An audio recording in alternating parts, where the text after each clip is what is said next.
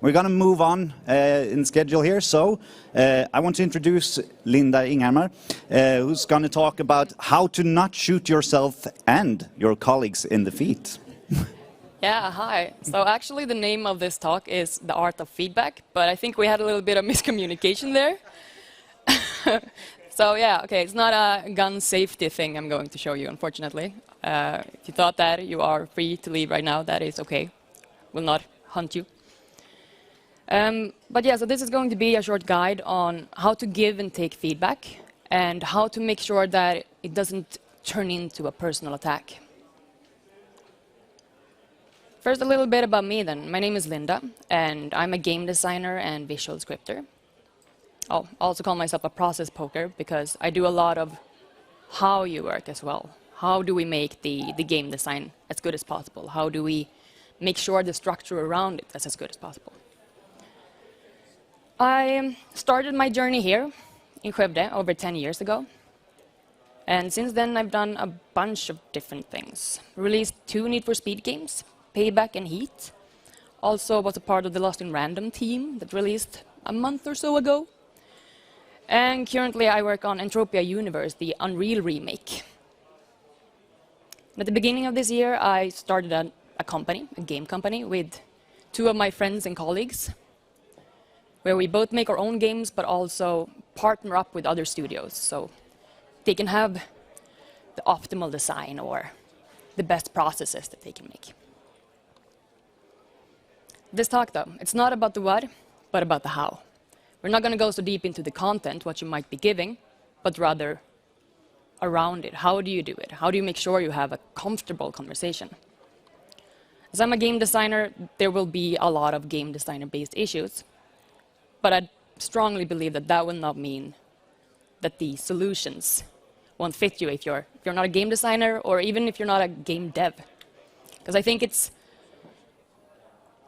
definitely works for all parts of your lives. If you're a student, if you've been working in the industry for 20 years, own your own company, the tips are going to work just as well. The power of feedback. Why do we want feedback? So in life, we can have influence over very few things. But the one thing we really can have influence over, it's ourselves. How we react. And how we react when someone says that, you know, you're wearing an inappropriate shirt. What are you doing? Go home. Or that picture you posted, horrible, terrible. Lighting was off, looked ugly. You should probably stop it. Or that they hate your game, like Need for Speed Payback, worse than shitting yourself. 3 out of 10. Huh? Impressive. And when you hear these things, it's pretty enticing to want to just ignore it and go, well, you're wrong, you don't know anything. Who are you to talk to me? But if we do listen and we try to understand what they're saying, it empowers us because it gives us the choice to actually get better, to improve ourselves and the relationship with our colleagues and the products we make. So the giver of the feedback, that person is important, but the taker, the receiver of the feedback is key. You are key to your own learning. Because it doesn't matter how well I say something or how good the information is, if you don't want to hear it. You don't listen to me? Nah. So how do you do it then? How do you push through that bad feeling when you walk into a negative feedback meeting? When the meaning of the meeting is to shine a light on all the bad sides of you. All those things that you did badly. How do you learn to lean into the pain? Well, first, in order to understand the power of feedback, you need to understand the power of failing. Because we will fail. We all make mistakes, and that's just the way of life. And you can absolutely just go through life with doing the same mistake over and over again. Brute force that learning. Eventually, you will probably stumble upon the solution. Like, oh, this was the thing I did wrong all the time. But it's just plain easier to ask, right? Find someone who might know what your problem is and try to get the answers from them.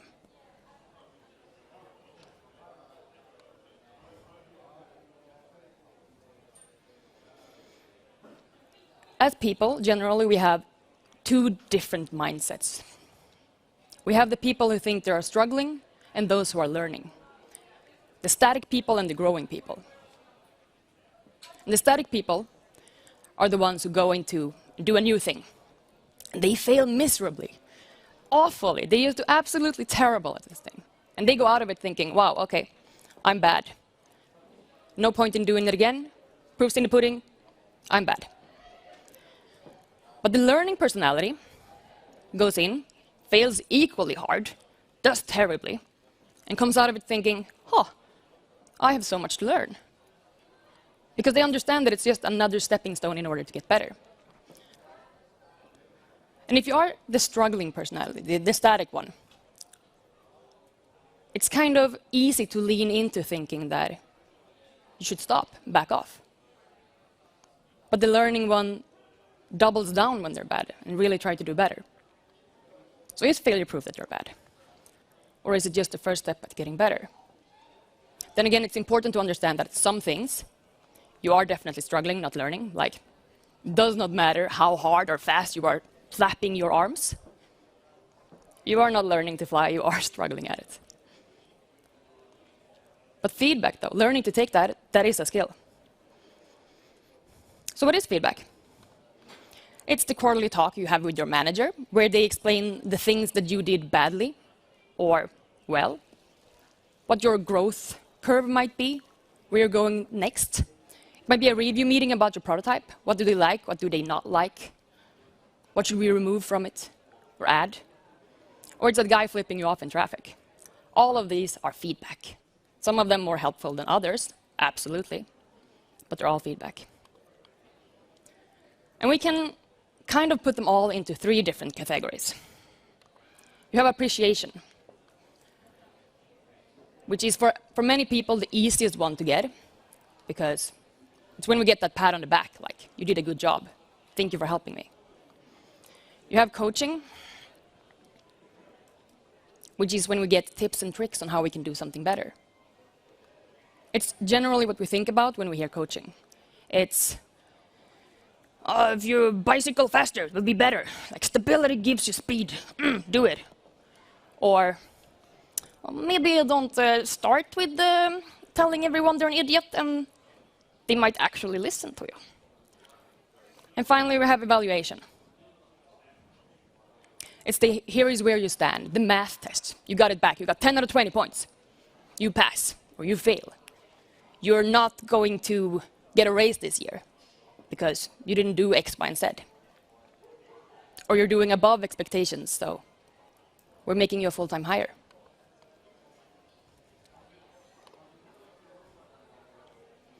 So let's dig a little bit deeper into this then. Appreciation. I don't understand why it's so off, but okay.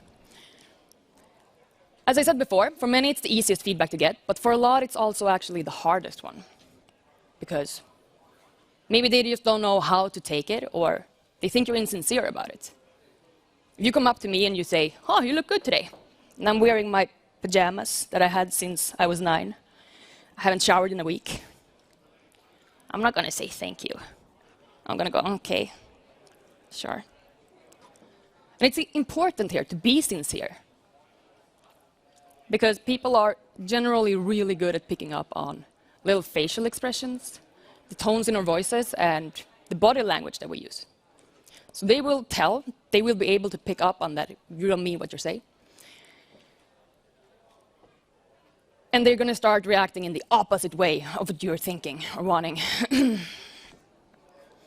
So be aware that you don't always know that you're not coming across as you think. And don't give a participation award. People don't want something for coming up or showing up. And if you do so, it's just going to dilute the actual good feedback you have to give. It's going to make it less valuable, less believable, it's less everything. So don't. But do appreciate, though, because it's very important for us as people to know that we are appreciated, to know that what we're doing, people like it, they know it's good. It raises morale. So show them that they do good work, but also catch them when they are.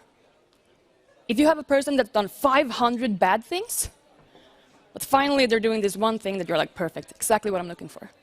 Go up to them and don't look at the bad things, ignore those. Just say, wow, this is exactly what I'm looking for. Good job. Raise them with that. The same thing if you have two people in a room. If they want to learn, you don't have to go to the person who's doing it not so well. You can go straight to the one who's doing it good. You can point at that and be like, yes, look at this, perfect, and make sure that person sees it. Because if they want to learn, they're going to pick up on how to do it. Then we have coaching. Again, I'm not going to go super deep into this, because I think you all have pretty good know-how about it. But one thing I want to put a little bit of extra push on is autonomy. Especially in the games industry, this is important because we don't want to be tools, right? We want to actually grow and learn. We want to be better. So give feedback in a way that empowers the taker's autonomy. On that note, I want to talk a little bit about micromanaging, because it is a large issue in a lot of studios today. In most places I've worked, there have been some kind of micromanaging at some level. And I mean, as a lead, as a product owner, as a creative director, you can feel like you have to, because you just want it to be right. Like, you just want it to be exactly that thing that you're envisioning. But don't. Just don't.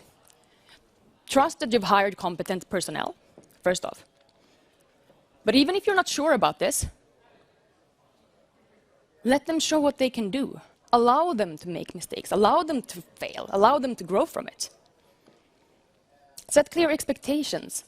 Let them know what goal you have, what direction you have. Don't give them the specific solution that you thought of. Say, for example, we're making a racing game now.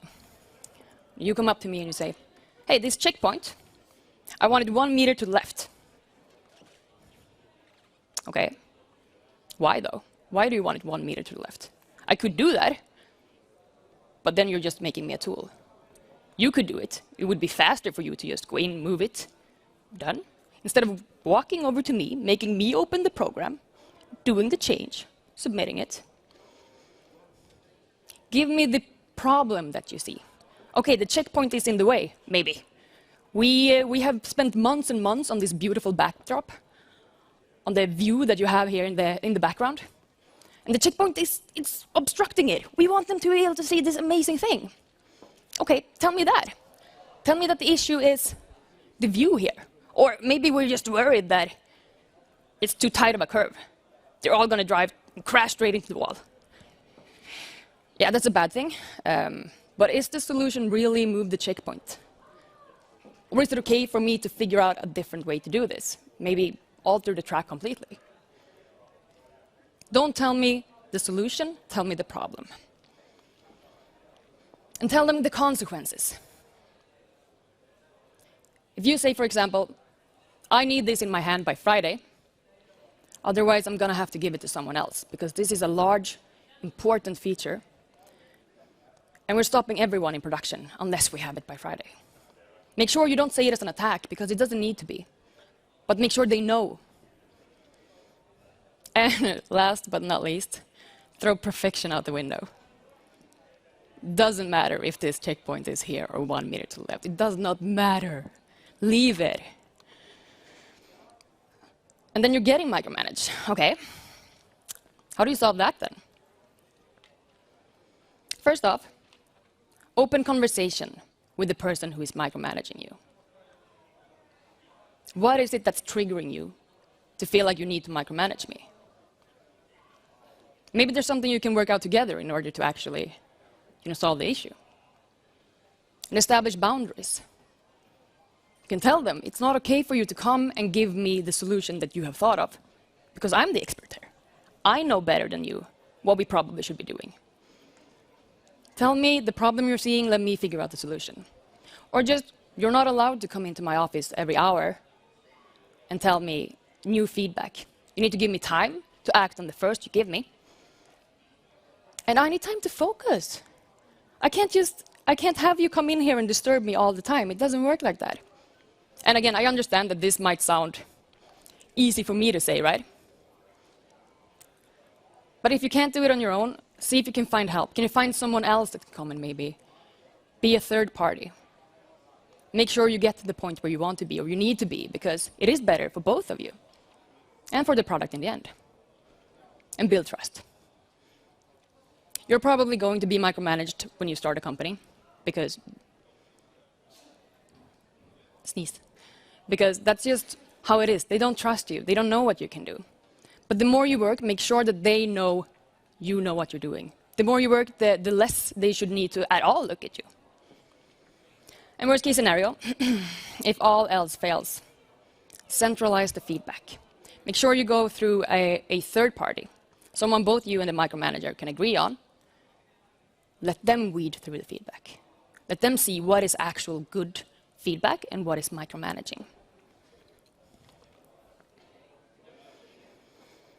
And the final type of feedback is evaluation. It's again the math test. When you tell me how I'm doing right now, did I pass? And it consists of assessment, consequence, and judgment. So, on the math test, you got 10 out of 20 points. You pass. The consequence is you don't have to do this course again. Plenty of free time now. Awesome, right? So the assessment here is 10 out of 20, you pass. The consequence is don't have to redo it, you have free time. Judgment, awesome. Or, from your teacher's perspective, terrible. You only got 10 out of 20, but you had so much more in you. How could this happen? And it's important here to realize that the judgment is subjective. And in the larger things, it doesn't matter. Throw it out the window. That compared to the other two, it's nothing. And if you want to grow from the evaluations, even if you fail, make sure that you imagine a second evaluation. If I got to redo this, what would I do differently? Figure out why you failed. Was it because you didn't study enough? Because you didn't understand the subject, maybe? Or because you were just too tired on the day in question? But imagine a second evaluation, even if there isn't one, especially if there isn't one. Imagine it and get better. So, again, the biggest problem with feedback is, do you know what you got? Do you know what you actually gave just now? If you tell me sit up straight, is that because you're worried about my back? Or is it because we sit together in this tiny cubicle and I'm making you look bad? Is that why you're telling it to me? If you tell me to take the stairs instead, are you saying that because you think it's better for me, it's better for my health? Or are you hinting at my weight? And it's hard to know, right? So be clear, be obvious when you do these things, when you say these things, that is it feedback you're giving and how you give it. Make sure that it doesn't seem like evaluation if it is coaching. Okay, let's talk a little bit about triggers and what we do about them. A trigger is something that can make you suddenly go, oh, nope, I don't listen to you. What are you saying? Who are you? Go away. And how we can make sure that that doesn't happen, that we see when it's about to happen and what we can do about it. And generally, we can put them into one of three categories: truth, relationship, and identity triggers. The truth triggers are the fake news ones. When the information we hear, we think it's wrong. When whatever the other person is saying, we're like, no, that's not how it works. Like someone comes up to you and they say, hey, you screamed at me in that meeting with the producers. It's not okay, man. Gotta fix it. But you haven't been in any producer meetings at any time. So it couldn't possibly be you, right? I don't care about your feedback. I'm not screaming.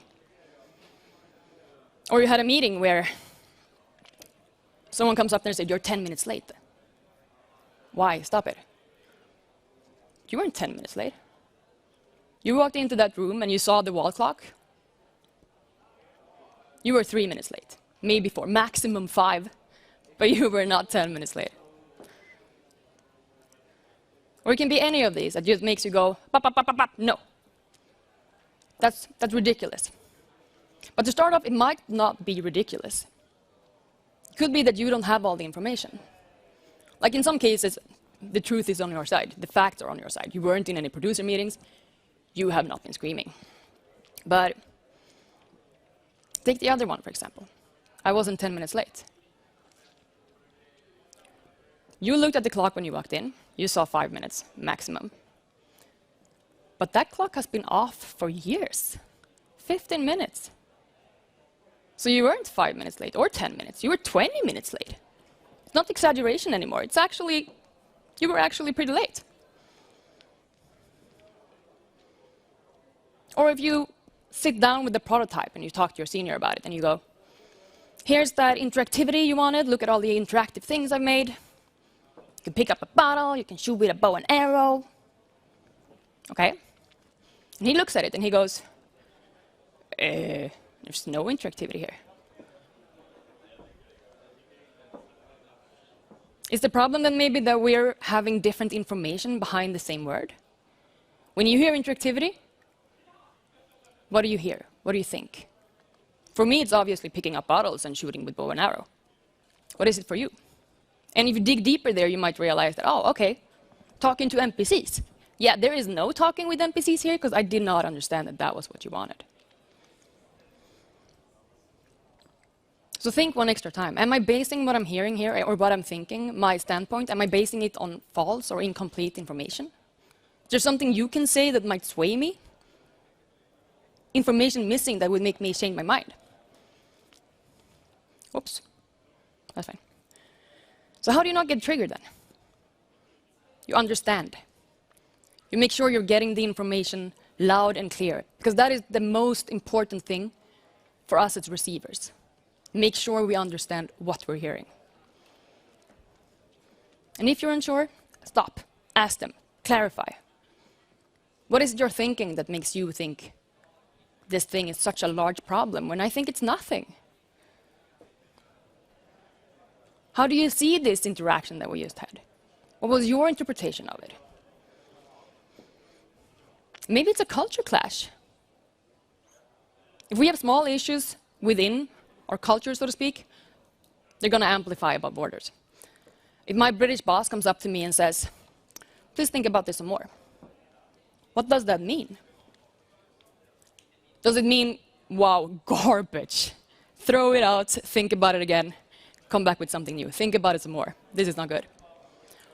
Or does it mean, that's pretty nice. Maybe iterate a little bit more, work on it. But we're quite there. Yeah. Because, I mean, coming out of that meeting, I'm going to have vastly different things to do, depending on what I heard. Or is it a blind spot? What is a blind spot? It's like this. I'm seeing a lot of faces here today, but there's one face I can't see. It's mine. I'm stuck in my own body looking out. If I want to see what I'm looking at, one of you needs to hold up a mirror. And again, this is about being aware and understanding that you might not come across like you think, because we have these micro expressions, we have the tones in our voices, we have body language. And it's not something that is super obvious to ourselves, because it's just not important. We know our intentions, right? But we don't know yours. That's what I'm focusing on. That's why when you're arguing with your partner, for example, they might go, wow, why are you screaming at me? What's your tone? And you're like, I don't have a tone. You might have had. You just didn't realize it. So what we signal, that's not always what people see. And realize that that is the case in a lot of cases. On the plus side, though, we are understood and misunderstood in very predictable ways. If you're sitting in a feedback meeting and the other person is going, you are disrespectful. Okay. You're wrong. I'm not disrespectful. What are you saying? If you go into 10 other meetings with different people and you ask them this, and they are open with you, they're probably going to say the same thing because, again, we're misunderstood and understood very predictably. They see the same thing, things that we might not see in ourselves. So it's easy to find the problem, great. Not necessarily easy to fix it, but easy to find it. So how do we fix it then? If you tell me that I'm disrespectful, and I'm like, okay, from now on I'm going to be respectful to you. Are you actually fixing the behavior, or are you fixing the underlying issues? Because if I don't respect you, but I try to be respectful, they're going to pick up on it. Remember that you give yourself away. Your facial expressions are going to tell them that you still don't respect me. Now they're also going to think that you're false and ingenious, okay, whatever. But yeah, they're going to see that. They're going to see that you still don't respect me, and now you're being false about it. You're faking it. So how do you actually fix the problem? How do you fix your thoughts and feelings? You try to understand. If you have a colleague comes into work every day, immediately falls asleep on a keyboard. Wow, lazy ass. You're not going to be able to be acting respectful until you understand why. So ask them. Maybe they will tell you that they have 4 kids at home, all under 4 years old. They don't get to sleep when they're at home. Still not okay that you come in and sleep at work, but at least now you understand. Now you can be respectful. So know that you have blind spots. Keep an eye out for them. Okay, say that we've been going on here for a while now. We've been talking about this. I understand you perfectly well. It's not a blind spot. It's not a culture clash. I still don't think you're right. You are so wrong. Try to stop looking for the wrong. Stop looking for the fallacies. Try to find 5 rights instead. What is the lowest common denominator that we can agree on and move from there?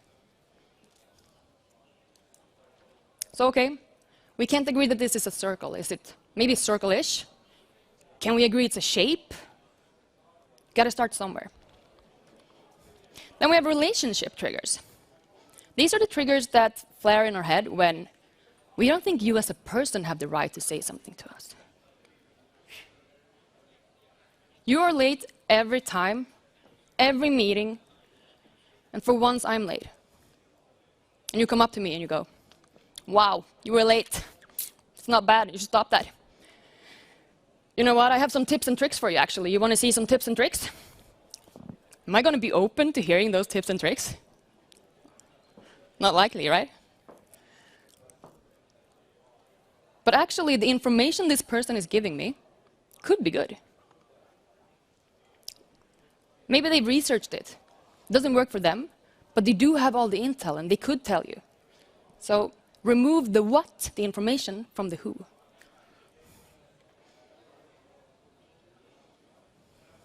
Same thing if, for example, a fan of your game comes up to you and goes, wow, I love your game, but I have some designer tips. You should try this and this and this and this and this and this. And you go, oh, totally taking that info, right? No. Because you, an amateur, is coming up to me, an expert, telling me how to do my expertise. I'm probably not going to take that well. But once again, likely you have looked at all of these before and you know that they don't work because X, Y, Z. We've tried them, we threw them out, meh. But there might be a chance that there is a gold coin in there. They found something. You didn't realize it, but they have something there. And if you don't listen to them, you're not going to find that out. You're not going to realize that there is a gold coin. So again, disconnect the what from the who and let the information stand on its own. And finally, we have identity triggers. They are attacks on who you are, or that's how they feel like. They especially can cut very deep, actually, more than the others. And especially if you are a person that paints yourself in broad strokes. I'm competent. I'm good at my job. I'm a nice person. And if then someone comes up to you and they say, wow, you really hurt me with that comment, I might go, but I'm a nice person. I don't hurt people. And if I hurt you, have I hurt others? Am I actually a bad person? And suddenly we're spinning out of control. So it's important here to realize, to see these triggers when they happen and to stop ourselves. We aren't or broadly painted pictures. Don't blow up the feedback. If they say this is not good enough, that does not mean you suck at your job. It just means this is not good enough. And prepare. Before going into, and actually this is good like information or feedback for all of the different feedback triggers. Prepare yourself. Know that there's going to be negative information. They're going to say bad things about you and your creative babies. Know that it's happening. Know that you're going to get triggered. See it for what it is. Note your reactions. And get out of your label. It does not need to be all or nothing. It isn't all or nothing. I'm good at my job or I'm competent. It's not negated by one screw up. Because we need to be able to fail. It needs to be okay. All right, so let's have that conversation then. How do we have feedback conversations? First up, this formatting. Split it into 3 parts. The beginning, the body of the convo, and the end. In the beginning, which I actually think is the most important in a lot of cases, or in all cases, but that is very often just skipped or glossed over. In the beginning, you align on what it is you're talking about. Is this a feedback conversation? Are we just talking shit, maybe? And if it is a feedback conversation, what is it I'm getting? Am I getting appreciation, evaluation, or is it coaching? If it's evaluation, is it negotiable? Or is it final? Can I sway you somehow if you've made a decision I don't like? Or would that be a waste of time? If it's coaching, is it a suggestion or is it a command? Do you have the mandate to say to them that, no, I take the decision here? And if you don't, should you? Maybe you should. Make sure you talk to your seniors, to your peers. Make sure you know that you have the space you need to do your job well. Make sure you have the mandate if you should have it. Then we have the body of the convo. And the important part here is go for straight and open communication. Clarity and transparency. If you don't understand, ask. It is a two-way conversation. It's not you just getting hammered with info. If you think they're saying something outrageous or wrong, stop them. Ask what they mean. Make sure you get what they're saying. And listen. Paraphrase what they are saying back to them, because then they will know that you understand and that you're listening. And acknowledge their feelings. If they're telling you that you really hurt me, tell them that I'm very sorry about that. Let's talk about how we can make sure it doesn't happen again. But be assertive. You can be assertive without being combative. You can stand up for your opinion without attacking with it. You can say things such as, okay, I really want to hear your opinion on this, or your perspective, but then I want to tell you yours because I don't agree with you. Manage the process. If you feel like you're stuck, we're just talking circles around each other.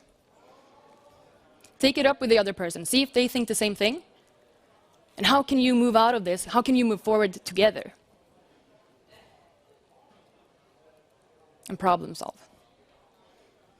Are you giving me the problem or are you giving me the solution? Don't give me the solution. If you're telling me to smile, okay? Is the problem actually that you want me to say hi in the mornings, acknowledge you? Or that you want me to initial small talk more? What is the problem? Sorry, that was problem solved. Roles. Okay, so with this one, I kind of want to do a little bit of a story for you. So a designer, a lead designer, that girl from law, and a producer walks into a room. It sounds like the beginning of a joke, but it's not. Sorry. The designer then, me, goes, all right, that feature you wanted, I've made it. It is the largest, the most beautifulest, interconnected, it has it all. I worked out the kinks, look at it, be odd. And your lead designer looks at it and goes, we can't do this. It doesn't work with the rest of the game. And the girl from law goes, yeah, we're gonna get sued. Remove all of these things. It doesn't work. And the producer might look at it and go, whoa, way too large. Cut it in half again, make it a little bit smaller, and then we can talk, because with the scope you've drawn up here, we're gonna run out of time, of people, of budget. It's not happening. And it's important here to realize that they're there for a reason.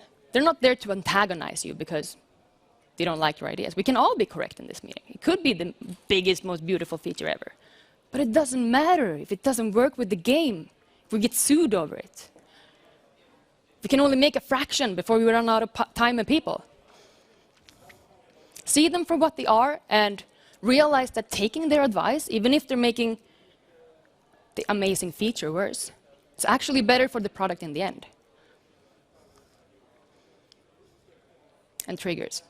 Again, realize you will have them. They are coming. See them for what they are. Right, then I want to talk a little bit about switchbacks. A switchback is when someone comes up to you with feedback, and you're answering that by pointing out an issue with the other person. So you come up to me and you say, you're always late for all the meetings. And I go, yeah, because you never tell me when we have meetings. And they're like, oh, but you need to be in time for meetings. And I'm like, but it doesn't matter if I don't know when they are. And here, we can keep going forever, because we have two different tracks going on. You have your I'm always late for all the meetings track, and I have mine, you need to tell me about the meetings. We're not having the same conversation anymore. We're having two different conversations. And we need to be aware that that is actually it. And we need to take time to fix both of them.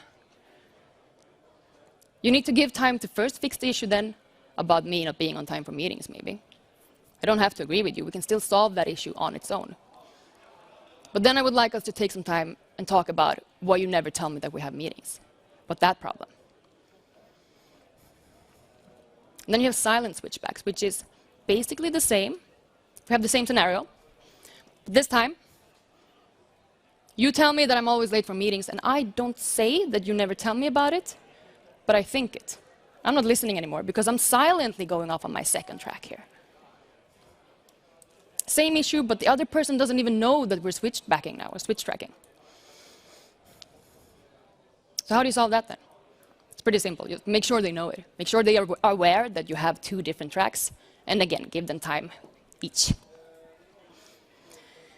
Then you have the end of the conversation. Close with commitment. Make sure everyone knows what you have agreed on. Even if that's just, okay, we'll talk again in a week. Or that you give them the action plans or action steps. You make benchmarks. Tell them about consequences. Clarify them. What happens if you don't have it in your hand by Wednesday? Set up procedural contracts. Do we have issues that we can't solve, that we need to mitigate instead? You're so forgetful, and you have tried to solve it, but you can't. Okay, how do we get around that? How do we ensure that we can still have meetings and you're on them, even though you can't fix this issue? Can you set alarms? Are there specific times of day when you're maybe more aware of your surroundings? How do we mitigate the problem? And follow up.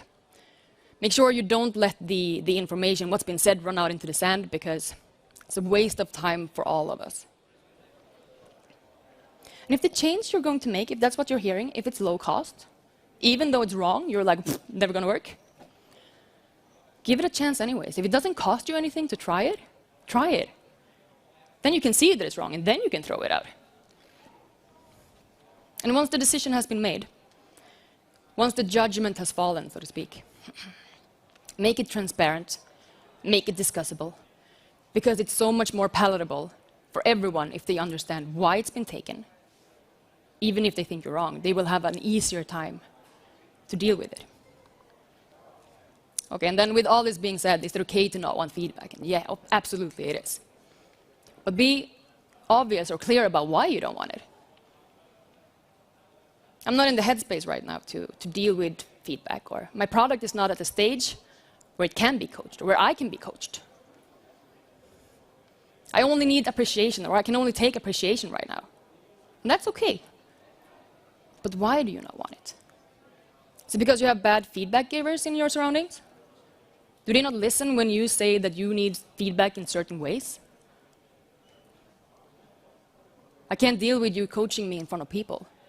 You have to take it with me separately. Do they hear your needs? And if they keep giving you bad advice, coach them in what they can do. It doesn't help you, or help me, when you tell me to make it more interactive. Maybe you can find a game, though, that has the interactivity you're looking for. That would help me. Coach them in how to coach you. Lay down the frame, so to speak. But when you do this, don't make it easy on yourself. Don't say things like, I don't like the way you coach me, so from now on I just want praise. That's not going to help anyone or anything. Instead, say something like, oh, how do we ensure that you're comfortable telling me what I need to hear, and I'm open to hearing it? And lastly, I want to leave you with that you are the captain of your own ship. It doesn't matter if you're stifled or supported by your work, by your group. You decide that you want to learn. You can go get feedback from your enemy if you want to. And that's actually a really good way to go at your imaginary throat, or the imaginary throat of your issues. Because they know your bad sides. They have battled with it. The one you butt heads with the most, they can tell what your sharp edges are. They can tell you because they know them. They know exactly what your bad sides are. But you decide that you're growing. You decide that you're learning from the feedback situations that you're in. Thank you.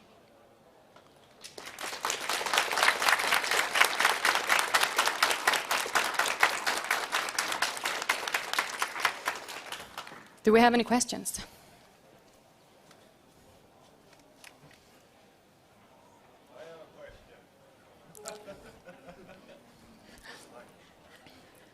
Hi. So yeah, I'm a teacher, so a big part of my job is actually giving feedback. And I've noticed that that can be sometimes quite tricky, because on the one hand, I notice with my students sometimes they get either, like, especially if it's a negative feedback, they might either get discouraged or they like, oh, I failed, I'm so bad. Like, how do I deal with that, and how can I give them the feedback they need as well? So basically, you need to teach them that failing is part of life, because this is the hardest lesson, right? Understanding that they're not giving me negative feedback because they want to stifle me. They're doing it because they want me to grow. And this is the best way to do it. Knowing that, okay, I made a mistake, but I'm going to learn from it. Understand that you're not static, as I said in the beginning. You aren't bad at this, you're learning. So just open their minds to that. Feedback isn't there to stifle you, basically. All right, so maybe learning how to deal then with failure as well. Exactly. A little bit more. Yeah. It is all about understanding that that's what's going to happen. That is life. Awesome, thanks. Thank you. Hello, thank you for your talk. It was really nice to listen to. Nice. I realize now that I'm standing here that this might be a difficult question to answer, but what's some feedback that you've gotten that you feel really helped you? Feedback that's really helped me. I mean, I'd say basically all feedback I get. I love feedback. And it is always a little bit hard to get when you get the really hard critiques, you know. No, honestly, I would say all feedback, because everything helps, even if you maybe not see it at the time or that it feels irrelevant. Sorry, all of it. It's fine, thank you. Thank you. Hi, great talk as well. I was thinking, how do you deal when someone doesn't like what you've done? Because, you know, it can still be that they can give you good feedback of like what to improve and so, but it's like just in general when they don't like it. So I mean, again, here we're talking about subjectivity. And then it's important because, again, you are allowed to have different views, different opinions. But be clear about them that this is my opinion. And make sure that they are clear about it. Is there something you're seeing here that I can learn to fix for next time? Or is it just an opinion? Does it not actually have any input on what I'm doing? Thank you. Fantastic talk. I really like that you're focusing on the receiver as well, because usually you talk about the sender of the feedback, and the receiver is also a vital component. I got this idea that when you talk about micromanagement, I think our fans are constantly micromanaging us, and I was curious if you have any thoughts of how you can kind of build a community of players that are better at giving feedback and focus on the problems instead. I mean, again, I think it's all about educating them. Making sure that they know that, okay, my feedback might be good, but how do I ensure that they can take it, and how do I ensure that we all know that if we're giving it, it doesn't mean it's going to be like this, but it means that they now have all the info so that they can make the educated guess or the educated actual thing. So I think it's all about education. Make sure they know. Fantastic. Thank you. Thank you. Anyone else? Yes? Yes, hello. We have a question from the Discord. What can you do if the person you're giving constructive feedback to just ignores everything you have tried to tell them? Yeah, I mean, this is an issue. And again, as I said in the beginning, if you don't want to hear it, it doesn't matter what I tell you or how well I say it. So that is a big issue. And there isn't really any good way of doing it. If you're set in your ways, that is unfortunately just how it is. You can try to educate them anyways. And you can try to be, again, like I said, less combative and more assertive. Tell them that, okay, I see what you mean, but I don't agree with you. Can we have a civil conversation about it? Tell me why your views differ from mine. Try to understand them first, and then try to understand why you think differently. Explain that to them. Thank you.